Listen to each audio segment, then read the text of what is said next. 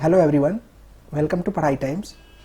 आज मैं Delhi district court group C का जो एग्ज़ाम हुआ है उसका डिटेल्स एनालिसिस लेके आ चुका हूँ। ये फर्स्ट शिफ्ट का एनालिसिस है, इसके बाद जो है सेकंड शिफ्ट का एनालिसिस आएगा। और जी हाँ दोस्तों, जो जो मैंने पढ़ाया है सेम डिट्टो वही जो है एग्ज़ाम में पूछा है। मेरी 2-3 स्टूडेंट से बात हुई जो पढ़ाई टाइम्स फैमिली के ही हैं, उन्होंने एग्ज़ाम दिया था फर्स्ट शिफ्ट का और सेकंड शिफ्ट का। उनसे जब मेरी बात हुई, बोल रहे थे सर जो आपने पढ़ाया था पिछले लास्ट 8 से 10 क्लास में सेम टू सेम वही आया है। आइए चलिए हम डिस्कस करते हैं। उससे पहले अगर आप चैनल पे नए हैं तो चैनल को सब्सक्राइब कर लीजिए, वीडियो को लाइक कर लीजिए। जिनका एग्जाम 7 तारीख को है उनके लिए तो सुपर इंपॉर्टेंट क्वेश्चन है, क्योंकि इसी पैटर्न पे भी आगे क्वेश्चन देखने को मिलेंगे। सो आइए हम डिस्कस करते हैं। चलिए देखते हैं पहला क्वेश्चन क्या पूछा गया था। पहला क्वेश्चन पूछा गया था मुगल वंश के संस्थापक कौन थे। उसमें ऑप्शन दिया गया था अकबर, बाबर, जहांगीर, शाहजहां। बताइए कौन थे। सो ये हो जाएंगे बाबर। मुगल वंश के संस्थापक थे बाबर। अब आगे वाले एग्जाम के लिए मैं इससे कुछ पॉइंट बता देता हूं। जैसे अगर मुगल वंश के संस्थापक पूछा गया है तो हो सकता है बाबर से रिलेटेड कुछ पॉइंट पूछ दे 7 तारीख के एग्जाम में। सो इससे रिलेटेड मैं 2-3 पॉइंट आपको बता देता हूं। जैसे बाबर जो है, इसका जो हम देखेंगे तो 1526 से लेके 1530 तक इसका कार्यकाल रहा। इसने अपने जीवन में 4 महत्वपूर्ण युद्ध लड़े। पहला युद्ध देखेंगे तो पानीपत का युद्ध। पानीपत का पहला युद्ध इसने लड़ा था 1526 में। किसके खिलाफ? इब्राहिम लोदी के खिलाफ। उसके बाद इसने दूसरा युद्ध लड़ा 1527 में, खानवा का युद्ध। किसके साथ? राणा संगा के साथ। उसके बाद इसने तीसरा युद्ध लड़ा 1528 में, चंदावर का युद्ध। ये किसके साथ? मेदिनी राय के साथ। उसके बाद इसने 1529 में कौन सा युद्ध लड़ा? वो लड़ा घाघरा का युद्ध। किसके साथ? अफगानों के साथ। तो ये इससे इंपॉर्टेंट पॉइंट थे। हो सकता है आपके नेक्स्ट एग्जाम में यहां से क्वेश्चन आ जाए, तो इसको आप अच्छे से याद कर लीजिएगा। और ये क्वेश्चन पूछा गया था। चलिए आइए अगला क्वेश्चन देखते हैं। और जिन जिन लोगों ने भी आज एग्जाम दिया है कमेंट करके बताएं कि आपका कितना सही हो रहा है। चलिए आइए देखता है अगला प्रश्न। अगला प्रश्न दिया गया है सीरम इंस्टीट्यूट का मुख्यालय कहाँ है। सीरम इंस्टीट्यूट का मुख्यालय कलकत्ता में है, दिल्ली में है, हैदराबाद में है, पुणे में है। बताइए कहाँ पे है। सो सीरम इंस्टीट्यूट का जो है मुख्यालय ये है पुणे में। और बात करें अगर सीरम इंस्टीट्यूट के सीईओ की तो ये है अदार पुणे वाला। ठीक है। और दिल्ली में किसका हेडक्वार्टर है? डीआरडीओ का हेडक्वार्टर है। चलिए आइए हम अगला प्रश्न देखते हैं। अगला प्रश्न पूछा गया था playing it my way book के राइटर कौन है। ऑप्शन दिया गया था रोहित शर्मा, सचिन तेंदुलकर, विराट कोहली, कपिल देव। सो ये कौन है? तो प्लेइंग इट माई वे के राइटर जो है वो सचिन तेंदुलकर है। सचिन तेंदुलकर ने किसके साथ मिलकर बुक लिखी है? तो ये जो इन्होंने बुक लिखी है ये लिखी है वोरियार मजुमदार के साथ मिलकर इन्होंने बुक लिखी है। ठीक है। चलिए आइए हम अगला क्वेश्चन देखते हैं। अगला क्वेश्चन पूछा गया था शुष्क बर्फ किस गैस को कहा जाता है। Helium, carbon dioxide, oxygen, nitrogen. बताइए किसको कहा जाता है। तो ये कहा जाता है कार्बन डाइऑक्साइड को। CO2 होता है, कार्बन डाइऑक्साइड को शुष्क बर्फ कहते हैं। आप कमेंट करके जरूर बताइएगा कि आपके कितने क्वेश्चन सही हो रहे हैं। चलिए आइए अगला प्रश्न देखते हैं। अगला प्रश्न पूछा गया था पौधों को भोजन बनाने के लिए किस गैस की जरूरत पड़ती है। Helium, carbon dioxide, oxygen, nitrogen.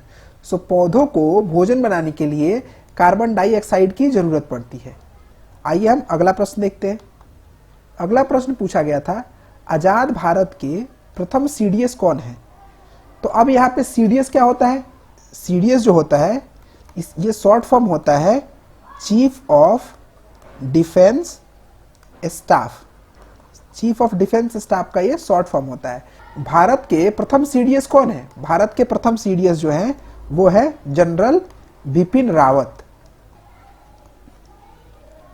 ये है जनरल बिपिन रावत। आइए हम अगला प्रश्न देखते हैं। अगला प्रश्न पूछा गया था विम्बलडन किस खेल से संबंधित है। सो विम्बलडन जो है ये आपका टेनिस से संबंधित है। अब देखिए, अब अगर आपसे विंबलडन पूछा गया है तो हो सकता है 7 तारीख के पेपर में और आपसे रिलेटेड टेनिस से आ जाए। तो टेनिस से 4 जो है मैं मोस्ट इंपॉर्टेंट जो भी ट्रॉफी होती है उसके बारे में बता देता हूँ। ऑस्ट्रेलियन ओपन होती है, उसके बाद एक यूएस ओपन होता है, विंबलडन होता है, फ्रेंच होता है। ये सीक्वेंस में नहीं है, ऐसे 4 होते हैं, चारों आप देख लीजिएगा, याद कर लीजिएगा। चलिए अगला प्रश्न देखते हैं। अगला प्रश्न पूछा गया था, दूर दृष्टि दोष को दूर करने के लिए किस लेंस का प्रयोग किया जाता है? इसको हम हाइपर मेट्रोपिया भी कहते हैं, इंग्लिश वालों के लिए बता दे रहा हूं। सो ये बताइए कौन सा लेंस यूज किया जाता है? तो ये यूज किया जाता है उत्तल लेंस। और दूर दृष्टि दोष में क्या होता है? इस रोग में जो होता है, निकट की वस्तुओं का प्रतिबिंब जो है वो रेटिना के पीछे बनने लगता है, इसीलिए इसको हम दूरदृष्टि दोष कहते हैं और इसमें उत्तल लेंस के चश्मे का यूज किया जाता है। अगला प्रश्न पूछा गया था, 12 जनवरी को किस व्यक्ति के जन्म पर युवा दिवस के रूप में मनाया जाता है? सो आप लोग कमेंट करके बताइए पहले किसके जन्मदिन पे ये युवा दिवस मनाया जाता है, फिर मैं बताता हूं।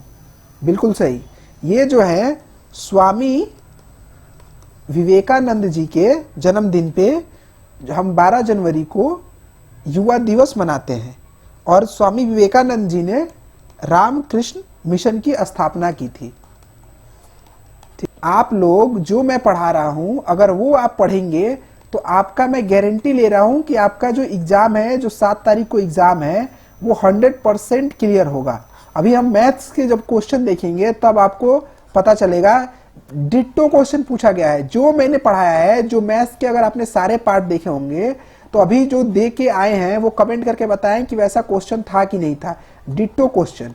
आप ही लोग में से कुछ स्टूडेंट से मेरी बात हुई तो वो बता रहे थे कि सर जो आपका लास्ट भी क्लास था सेम क्वेश्चन पूछा गया था उसमें से। सो आप लोग मेरे एक्सपीरियंस का फायदा उठाइए, जो मैं पढ़ा रहा हूं उसको पढ़िए, आपका एग्जाम जो है 100% निकलेगा, इसकी गारंटी दे रहा हूं मैं। चलिए आइए अगला प्रश्न देखते हैं। अगला प्रश्न क्या पूछा गया था? अगला प्रश्न पूछा गया था, विश्व हेल्थ दिवस कब मनाया जाता है? सो विश्व हेल्थ दिवस जो है ये 7 अप्रैल को मनाया जाता है। और अगर पूछ दिया इंटरनेशनल वीमेंस डे कब मनाया जाता है, तो ये मनाया जाता है 8 मार्च को। चलिए हम अगला प्रश्न देखते हैं। अगला प्रश्न पूछा गया था, भारत में वर्तमान में कितने केंद्र शासित प्रदेश हैं? तो आपको बताना है भारत में कितने वर्तमान में केंद्र शासित प्रदेश हैं। तो भारत में 8 केंद्र शासित प्रदेश है वर्तमान में। आइए देखते हैं कौन कौन से केंद्र शासित प्रदेश हैं। अगर आपसे केंद्र शासित प्रदेश पूछ लिया है तो आने वाले एग्जाम में हो सकता है नाम पूछ ले कि इनमें से, ऑप्शन देखे कि इनमें से कौन सा केंद्र शासित प्रदेश है। सो आइए हम जान लेते हैं कौन से केंद्र शासित प्रदेश हैं। पहला है अंडमान निकोबार द्वीप समूह, दूसरा है चंडीगढ़, तीसरा है दादर नगर हवेली एवं दमन दीव, चौथा है दिल्ली, पांचवा कौन सा है? जम्मू कश्मीर, छठा है लद्दाख, सातवां है लक्षद्वीप और आठवां है पांडुचेरी। सो ये जो है 8 हमारे केंद्र शासित प्रदेश है, यूनियन टेरिटरी है। अगर राज्य की बात करें तो टोटल 28 राज्य है वर्तमान में अभी। ठीक है, आइए अगला प्रश्न देखते हैं क्या पूछा गया था। लीजिए अगला प्रश्न तो सुपर इजी क्वेश्चन इसको कहूंगा मैं, सुपर इजी। ये जिसने नहीं बताया क्वेश्चन तो फिर मैं उसको बताऊंगा। ये क्वेश्चन तो आपको आना ही चाहिए। चंडीगढ़ किसकी राजधानी है? बताइए चंडीगढ़ किसकी राजधानी है? अरे भाई ये तो हर कोई बता सकता है, जो तैयारी भी नहीं कर रहा होगा ना वो भी जाके बता सकता है, पूछेंगे तो। चंडीगढ़ जो है वो पंजाब की और हरियाणा की राजधानी है। अब आपको ऑप्शन में क्या दिया गया था ये मुझे नहीं पता है, तो आप जो भी ऑप्शन दिया गया, अगर दोनों ऑप्शन में होगा तो दोनों को टिक करना है, अगर इनमें से कोई एक होगा तो उसको टिक करना होगा। चलिए आइए अगला क्वेश्चन देखते हैं। अगला क्वेश्चन दिया गया है, दुनिया का सबसे छोटा महाद्वीप कौन सा है? आपसे पूछा गया था दुनिया का, वर्ल्ड का सबसे स्मॉलेस्ट जो है कॉन्टिनेंट। सो दुनिया का सबसे छोटा महाद्वीप होता है ऑस्ट्रेलिया। ऑस्ट्रेलिया। और सबसे बड़ा पूछ देगा तो कौन सा है? एशिया है। ठीक है, चलिए आइए अगला प्रश्न देखते हैं। अगला प्रश्न पूछा गया था, वर्तमान में भारत के निर्वाचन आयोग के अध्यक्ष कौन है? सो वर्तमान में भारत के निर्वाचन आयोग के अध्यक्ष जो है वो है सुनील अरोड़ा। अब देखेंगे हम मैथ्स के क्वेश्चन देखेंगे। मैथ्स के क्वेश्चन को मैंने टाइप नहीं किया है, मैं आपको बता दूंगा, टाइप करता तो काफ़ी ज़्यादा समय लग जाता। चलिए आइए पहले मैं आपको मैथ के क्वेश्चन लिखता हूं और फिर बताता हूं क्या। तो ये क्वेश्चन पूछा गया था CISI से। क्वेश्चन था कि प्रिंसिपल जो दिया गया है वो दिया गया है 8000, रेट ऑफ इंटरेस्ट था 5%, समय दिया गया था 2 साल और पूछा था CI। ये मैंने आपको पिछली ही शायद वीडियो में करवाया था। सो आइए देखिए हम कैसे निकालेंगे इसको। सो यहाँ पे प्रिंसिपल दिया गया है तो ये हो जाएगा 8000। मैं डिटेल्स आपको नहीं बता रहा हूँ, बस इसके मैं आंसर निकाल के आपको बता दे रहा हूँ। अगर यहाँ पे 5% रेट ऑफ इंटरेस्ट है तो 5% अपॉन 100 कर देंगे तो 10 से 10, ये कितना हो जाएगा 8 पचे 400। फिर यहाँ पे 400 का अगर आप 5% फिर यहाँ पे कर देंगे तो ये हो जाएगा 4 पचे 20। यहाँ पे करते हैं गुणा 2 गुणा 1 तो ये हो जाएगा 800 और ये हो जाएगा 20, यानी कि आपका 2 साल का निकल के आ जाएगा 820 रुपये। ठीक है, अब मैं यहाँ पे थोड़ा सा आपको एक्सप्लेन कर दे रहा हूँ कि ये कैसे हुआ। जो 2 साल का अगर आपको CI निकालना है तो इसमें हम गुणा 2 गुणा 1 करते हैं। चलिए अभी डिटेल्स में अभी क्लास में ले आऊँगा, CISI परसेंटेज पूरा क्लास ले आऊँगा, उसमें मैं आपको अच्छे से एक एक पॉइंट जो है एक्सप्लेन करूँगा, तो घबराने की जरूरत नहीं है, पूरा डिटेल्स में हम पढ़ेंगे। अभी हम एग्जाम एनालिसिस देख रहे हैं तो ये मैं इसलिए बता रहा हूं ताकि जिन बच्चों का 7 तारीख को पेपर है उनकी तैयारी हो सके, और जिन लोगों ने आज एग्जाम दिया है वो अपना मिला सके कि उनका कितना सही हुआ कितना गलत हुआ। चलिए आइए अगला प्रश्न बताता हूं मैं कि अगला क्या पूछा गया था। अगला क्वेश्चन पूछा गया था, ये था टाइम स्पीड डिस्टेंस का था। दिया गया था स्पीड, दिया गया था स्पीड था 45 किलोमीटर पर आवर और डिस्टेंस दिया गया था इसका 15 किलोमीटर और इसने पूछा था टाइम। इतना सिंपल क्वेश्चन दिया गया था, मैंने कराया भी था आपको ये क्वेश्चन। सो देखिए डिस्टेंस बराबर क्या होता है, स्पीड इनटू टाइम। हिंदी वालों के लिए बता दूं, चाल बराबर दूरी बट्टा समय। ये फॉर्मूला याद रखिए, इससे आप कैसे भी कर सकते हैं। जैसे दूरी बराबर क्या हो जाएगा, तो यहाँ पे चाल गुणे समय हो जाएगा। ठीक है, सो यहाँ पे डिस्टेंस दिया गया है यानी कि दूरी दी गई है। दूरी कितनी दी गई है 15 किलोमीटर। सो दूरी दिया गया था 15 किलोमीटर।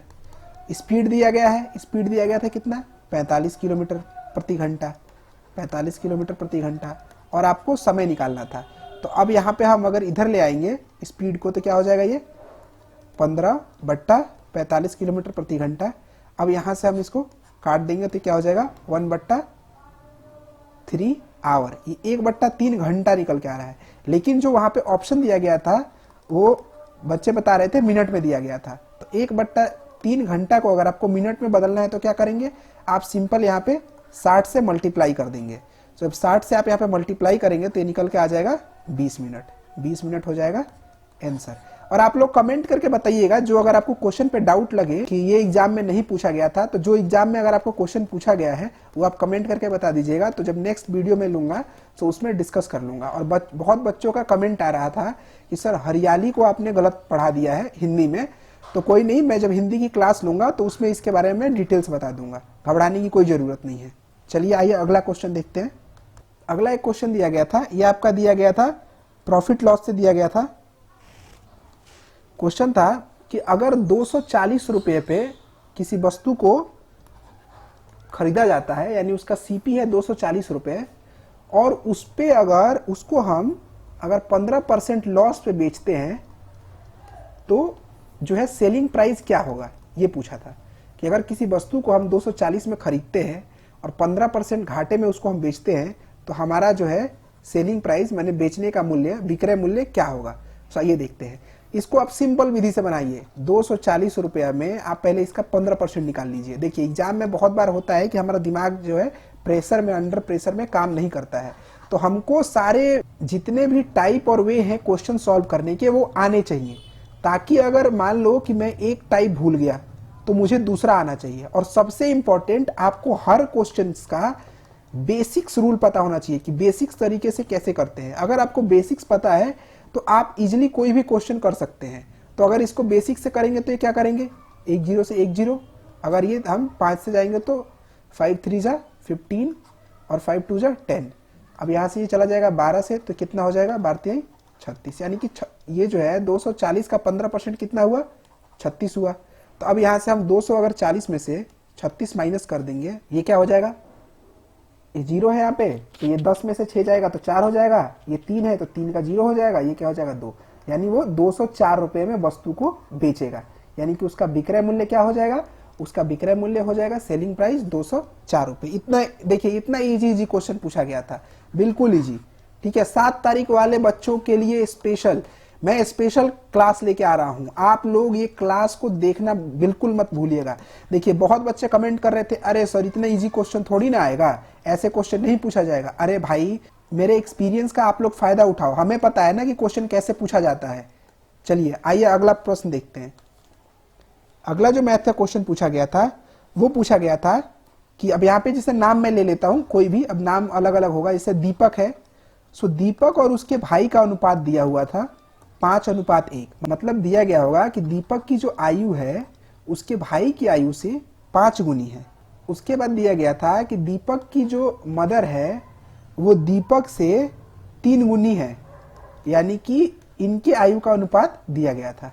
ठीक है, सो अब इसको हम नॉर्मली, और हमसे पूछा क्या था, हमसे पूछा था कि इसकी मदर, दीपक की मदर और उसके ब्रदर की आयु का अनुपात क्या होगा, यही पूछा था। तो अब हम क्या करेंगे, यहाँ पे दीपक का जो है अनुपात में दिया गया है 5:1 और यहाँ दीपक है 1, तो हम इसको 5 बना लेंगे। यहाँ पे 5 का मल्टीप्लाई करेंगे तो यहाँ भी 5, तो ये क्या हो जाएगा 15, ये क्या हो जाएगा 5। ठीक है, ये अनुपात में आ गया। यहाँ पे अब पूछा था कि उसकी मदर और उसके भाई का अनुपात, तो उसके मदर और भाई का अनुपात क्या हो जाएगा, 15:1। ये हो गया आंसर। हो सकता है डेटा अलग हो, लैंग्वेज अलग हो, बट इसी टाइप का क्वेश्चन था जो बच्चों ने भेजा है। चलिए आइए अगला क्वेश्चन देखते हैं। अगला क्वेश्चन क्या पूछा गया, रेशियो से दिया गया था कि अगर 2580 को नाम पे, मान लीजिए यहाँ पे नाम ले लेते हैं राम और गीता, नाम वहां पे अलग दिया होगा कुछ। सो राम और गीता का अनुपात दिया हुआ था 5:7। तो क्वेश्चन दिया गया था कि अगर हम 2580 को बांटते हैं 2 भागों में तो राम का हिस्सा क्या होगा, ये पूछा गया था। ठीक है, तो आइए देखते हैं। अगर इन दोनों को, पहले इन दोनों को हम ऐड करेंगे तो क्या हो जाएगा, यहाँ पे अगर हम ऐसे इसको ऐसे लिख सकते हैं 7x + 5x, ऐसे हम सिंपल लिख सकते हैं। तो ये क्या हो जाएगा 12x बराबर, हम ऐसे लिख सकते हैं 2580। 2580 का जो अनुपात में दिया गया था कि इनको 2 भागों में बांटा गया है, किस अनुपात में, इस अनुपात में बांटा गया है। सो अगर हम यहाँ से x की वैल्यू देखेंगे तो ये क्या हो जाएगा 12 दूना का 24 और 12 15 180, यानी कि ये हो जाएगा 215 x की वैल्यू हो जाएगी। सो जब यहाँ से अगर राम की पूछा है तो राम का यहाँ से क्या करेंगे, सिंपल 5 से मल्टीप्लाई कर देंगे तो ये हो जाएगा 25 के 5, और ये 5 से 1 करेंगे तो ये हो जाएगा 7, और ये करेंगे तो ये हो जाएगा 175। ये हो जाएगी वैल्यू, यानी कि राम को जो है 1075 रुपया जो है मिलेगा। ठीक है, और अगर इसकी बात करें, गीता की बात करें, अगर पूछ दिया होता वहीं पे गीता को कितना मिलेगा, तो आपको सिंपल करना था यहाँ पे 7x बराबर 7 गुणे 215। तो ये क्या हो जाता, 7 5 35, 3 लेंगे, 7 3 10 के 0 और 7 दूनी 14 और 1 15, ये हो जाता इसकी वैल्यू। ठीक है, चलिए आइए अगला क्वेश्चन देखते हैं। क्वेश्चन दिया गया था, राम जो है 2500 में एक गाड़ी खरीदता है, 850 रुपया उसके मेंटेनेंस में खर्च करता है, उसके बाद वह 10% लाभ लेकर गाड़ी को बेच देता है, तो गाड़ी का मूल्य क्या होगा, उसको मूल्य बताना था उसके बाद का। तो आइए देखते हैं। अगर यहाँ पे 2500 में उसने खरीदा है और 850 रुपये मेंटेनेंस पे खर्च किया है, तो टोटल कितना हो जाएगा हमारा, तो ये हो जाएगा 2500 + 850, तो क्या हो जाएगा ये 0 5 8 5 13 2 1 3, यानी कि 3350 रुपये इसकी टोटल लागत हो गई है। अब इसको 10% पे वो बेच देता है, तो 3350 का 10% क्या हो जाएगा, ये हो जाएगा 335। यहाँ से आप निकाल सकते हैं, जिनको नहीं भी समझ में आ रहा है, यहाँ से आप 1/10 कर देंगे तो ये हो जाएगा 335। सो 335 रुपये और ऐड करेंगे तभी तो इसको जो है लाभ मिलेगा, 10% लाभ पे ही बेचेगा। सो यहाँ पे 5, 5 3 8, 3 3 6, यानी कि जो गाड़ी का मूल्य हो जाएगा लाभ के बाद वो हो जाएगा 3685 रुपये, यानी कि बेचने का मूल्य। क्वेश्चन दिया गया था कि कोई राशि 16 वर्ष में अपने आप का 3 गुना हो जाती है, तो उसमें हमको रेट ऑफ इंटरेस्ट पूछा था। सो इसके लिए n-1 बराबर RT/100, ये है रामबाण, इसको याद कर लीजिए। n-1 RT/100, n क्या होता है, ये जो गुना दिया होगा आपको, इतना गुना, 3 गुना, 4 गुना, 5 गुना, 6 गुना, उसकी वैल्यू होती है। r यहाँ पे आपको पता है रेट ऑफ इंटरेस्ट, t क्या हो गया, समय।